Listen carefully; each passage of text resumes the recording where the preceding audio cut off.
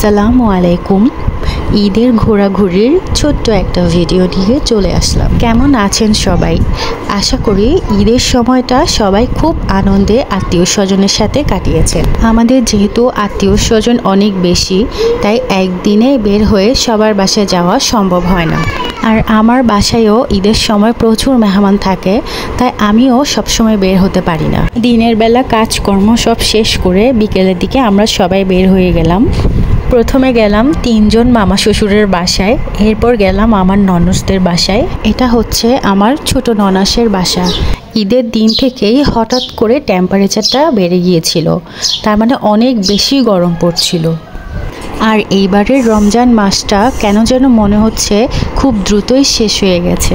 ঈদ আসলেই সবার মাঝে অন্যরকম একটা ভালো লাগা কাজ করে, বিশেষ করে ছোট ছোট বাচ্চাদের মধ্যে ঈদের আনন্দটা অনেক বেশি।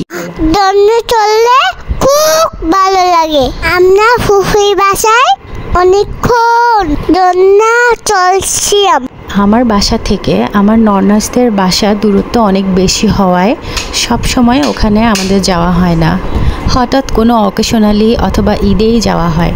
যাওয়া আসা কম হলেও আমি চেষ্টা করি সব সময় আমার সব আত্মীয় স্বজনের সাথে একটা সুন্দর সম্পর্ক বজায় রাখতে।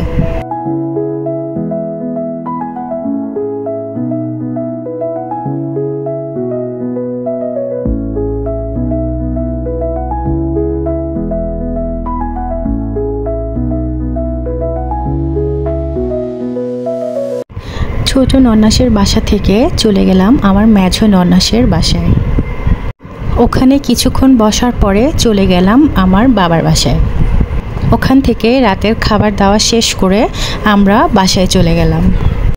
নতুন নতুন আরও ভিডিও দেখার জন্য আমার চ্যানেলটি সাবস্ক্রাইব করে রাখুন। সবাই অনেক অনেক ভালো থাকবেন। আল্লাহ হাফেজ।